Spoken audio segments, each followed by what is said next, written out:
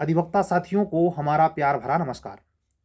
आज का ये वीडियो महत्वपूर्ण सूचनाओं पर आधारित है और वह सूचना विषय से संदर्भित है, सिलेबस से संदर्भित है। जूनियर डिवीजन, एपीओ और एचजेएस तीनों प्रक्रम में उत्तर प्रदेश में खासकर न्यायिक सेवा के लिए जो ये 3 नई संहिताएं आई हैं, इसके रद्दो बदल का कयास बहुत तेजी से चल रहा है। हमारे विभागीय वो पदाधिकारीगण जो एपीओ साहिबान हैं, उनको जेडी लेवल पर उच्च सीनियर ऑफिसर्स के द्वारा वेबिनार के द्वारा नई संहिताओं में प्रोटेक्शन दिया जा रहा है, एजुकेशन दिया जा रहा है, ट्रेनिंग दी जा रही है। पुलिस विभाग की ट्रेनिंग, एसआई की ट्रेनिंग भी नई संहिताओं पे हो रही है। ये सब बातें आप सुन चुके होंगे। आज हम बात करेंगे महत्वपूर्ण उस बिंदु पर जो उच्चतर न्यायिक सेवा के पिटारे से निकलने वाला है। चंद 2 दिन पहले की वीडियो में, कल की वीडियो में मैंने इस पर थोड़ा सा पश्चाताप प्रकट करते हुए आपसे कहा कि हमको एक इंफॉर्मेशन ऐसी प्राप्त हुई थी जिसमें यह बात भी कही गई कि शायद विषय संदर्भित बदलाव की वजह से भी ये एक्सटेंड की गई है डेट। इसमें सच्चाई नहीं, प्रामाणिकता है। प्रामाणिकता को पकड़ने के लिए आपको 2 काम करना होगा। एक, यूपी हायर जुडिशरी का 1975 का रूल आपको डाउनलोड करना होगा और उसके अपेंडिक्स को गौर से पढ़ना होगा। अपेंडिक्स के में जो क्रमांक हैं ABCDEFGH करके, उसमें खास करके जो एचजेएस के सिलेबस को रिकमेंड करता है, वो मैं पुराने अपने 2020 के नोटिफिकेशन को हमने निकाला और उस अपेंडिक्स को चेक करने के लिए, मिलान करने के लिए देखा तो अपेंडिक्स नंबर जी है, कैपिटल जी, और उसी के बाद एच है, उसी के बाद आई है, जिसमें क्रमशः जूनियर डिवीजन के सिलेबस की भी बात की गई है, कोटे के सिलेबस की भी बात की गई है।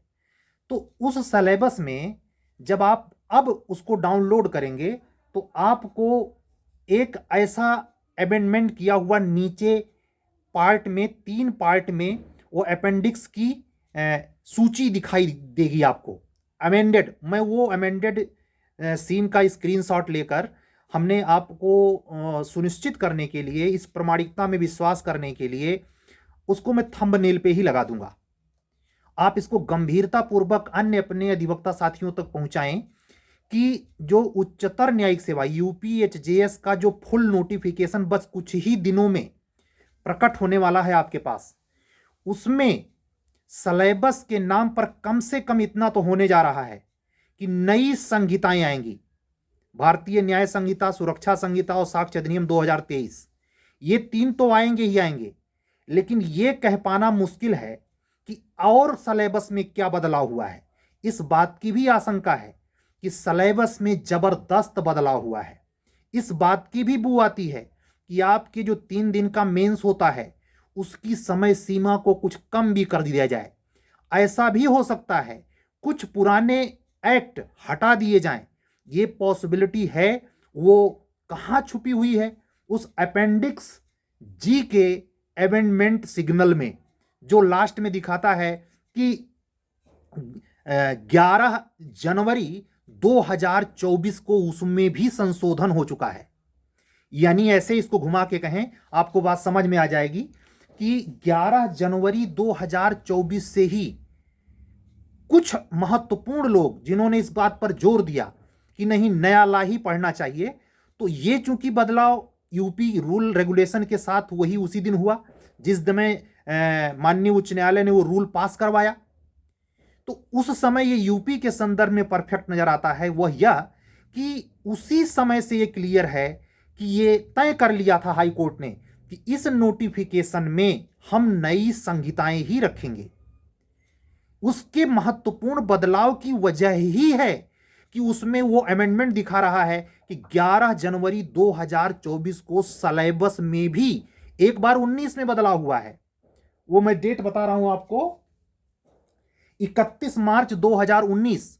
31 मार्च 2019 को जब बदलाव हुआ था तो यूपी जडे की जगह पर वो रिकमेंड किया गया था लैंड लॉ।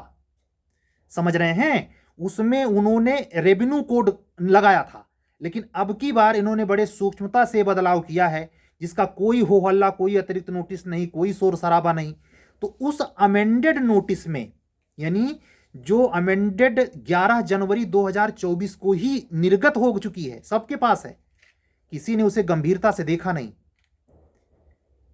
जिसने देखा वो चुपचाप नया एक्ट पढ़ रहा है, जूनियर डिवीजन में भी, एचजेएस में भी, और अब ये साफ होता है स्वभावतया एपीओ में भी। स्वाभाविक है आप मांग उठाएंगे, अब फार्म आ जाने के बाद आप मांग उठाएंगे कि पढ़ने का समय दिया जाए। तरह तरह की बातें हो सकती हैं कि बगैर सूचना के सिलेबस कैसे बदला गया इत्यादि। इन लफड़ों से मुझे मतलब नहीं। आप और हाई कोर्ट के बीच में ये कैसे रस्साकसी होगी, ये अलग विषय है। विवाद का बिंदु बनेगा, निराकरण का बिंदु बनेगा, क्या होगा इसका अलग विषय है। रिट पड़ेगा, क्या होगा इसका अलग विषय है।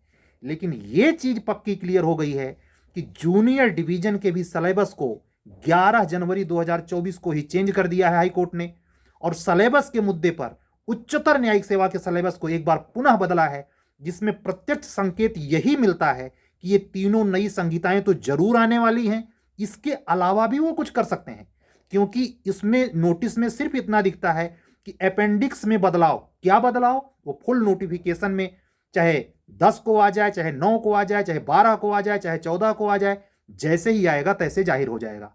क्योंकि आज 6 तारीख है और जब ये वीडियो आपके पास जाएगा तब भी 6 रहेगा, तो 6, 7, 8 यानी 3-4 दिन आपको यह वहा पोह में गुजारना है।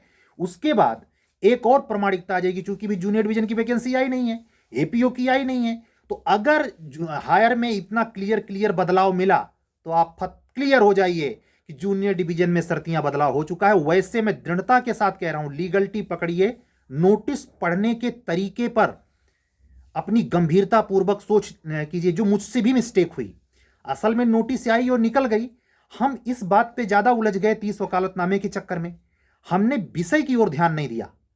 ये ओमिटेड चीज आज मैं जो पुराने नोटिस 2020 में मैं अपेंडिक्स चेक कर रहा था सिलेबस के चक्कर में, उसमें निगाह गई। उस निगाह जाने से यह बात क्लियर हो गई कि 11 जनवरी 2024 को ही धीरे से हाई कोर्ट ने उसको भी बदल दिया है। नोटिफिकेशन में सबसे पहले मतलब कहते हैं पहला अटैक उच्चतर न्यायिक सेवा पे है जो 2023 करके आया है, और फिर जो जूनियर डिवीजन की वैकेंसी आनी है, इसमें एक बात और छिपी हुई है। ऐसे दबाव बनेगा, वैकेंसी डिले करेगी, जैसा कि वो 2 साल के लिए अनुभव के लिए गए हैं हाई कोर्ट, तो ये पॉसिबिलिटी है कि आप लोग भी दबाव बनाएं और विषय पढ़ने की मांग करें। तो अब आप लोगों का फॉर्म आने की संभावना और उसके एग्जाम होने की संभावना नए सत्र में है, नए यानी जुलाई के बाद ही, इधर नहीं। यानी एग्जाम भी आपका अगर ऑर्गेनाइज होगा, मैं कहता हूं एचजेएस का भी ये एग्जाम जून में पॉसिबल नहीं है, क्योंकि कोई भी बच्चा आज की डेट में अगर इसको परफेक्ट सत्य मानता है या 12 तक या 14 तक नोटिस आ जाती है उसमें देखता है, उबल पड़ेगा। मुश्किल से 2% होंगे जिन्होंने इस बात पर यकीन किया होगा कि ये नोटिस जो भैया 23 में ही आ गई थी उसमें भी ऐसा किया जा सकता है, लेकिन माननीय उच्च न्यायालय ने ऐसा किया है।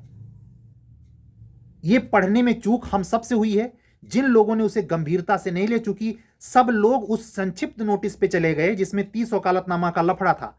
कोई उस रूल के चेंज पे नहीं गया जो विषय को भी बदलता था। जो लोग सूक्ष्मता से जानते थे वो चुपचाप अपने कमरों में पिछले 60 दिन से उन नई संहिताएं पढ़ रहे हैं।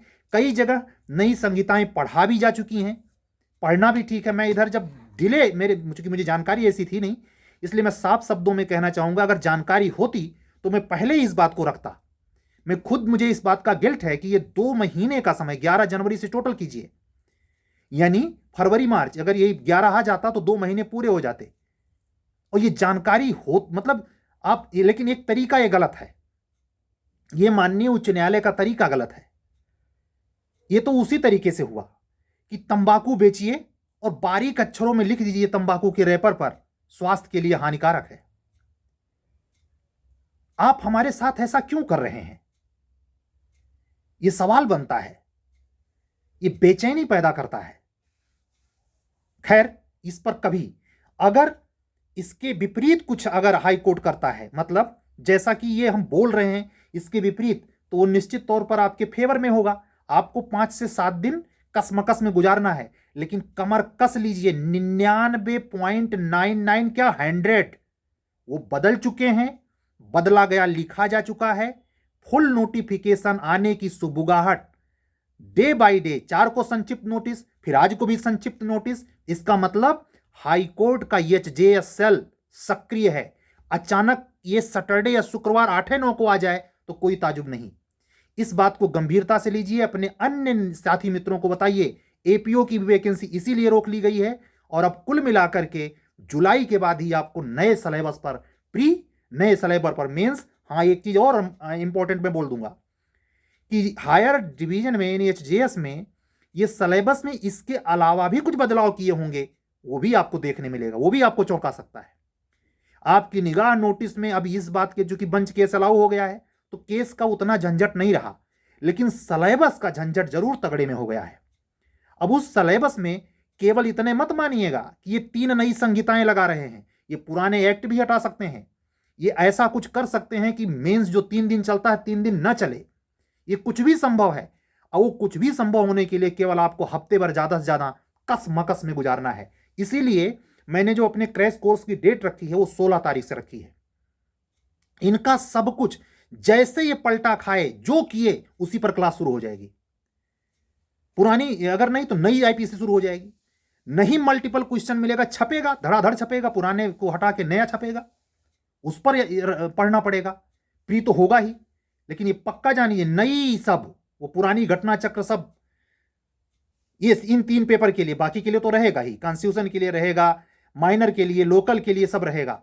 लेकिन ये लोकल में से क्या गोल करने वाले हैं, माइनर में से क्या गोल करने वाले हैं, ये भी बड़ा इंटरेस्टिंग है। इसलिए निगाह गड़ाए रखिए फुल नोटिफिकेशन पर क्या होता है। ये महत्वपूर्ण, अत्यंत महत्वपूर्ण सूचना थी, जो महज 15 मिनट के अंदर आप ये वीडियो सर्कुलेट करें और लोगों तक पहुंचाएं। इस पर वो थंबनेल लगा रहेगा। अगर आपको प्रामाणिकता खुद खोजनी है तो रूल खोजिए और उसके अमेंडमेंट पॉइंट को जाइएगा, तो आपको ये जो अपेंडिक्स नंबर कैपिटल जी है उसमें आपको 11 जी में ही नहीं, एच में भी, आई में भी, तीनों अपेंडिक्स में 11 जनवरी 2024 को चेंज हो चुका है।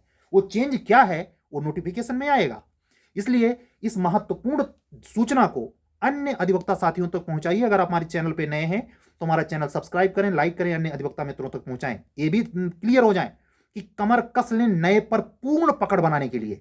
समय अब इस तरीके से, समय से ये चीजें हो रही हैं कि अगर जुलाई में भी होता है तो 3 महीने का समय पर्याप्त है उस नए को भी कवर करने में। ऐसा कोई आफत नहीं है, बहुत ज्यादा टेक्निकल बदलाव नहीं है उसमें, केवल सेक्शन नंबर बदला है, लेकिन एक चुनौतीपूर्ण है।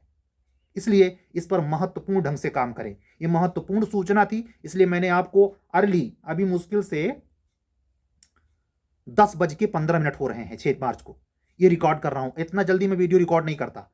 इस समय झारखंड जुडिशरी के लिए 9th टेस्ट चल रहा है, 8th सॉरी इस समय।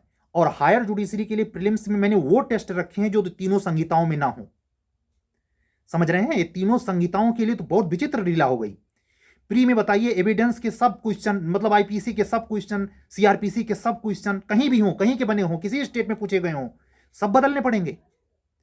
एक बहुत बड़ा कसमकस है, इस पर चर्चा गंभीर हो जाएगी। ये वीडियो वायरल तो होने दीजिए, लोगों तक पहुंचने दीजिए।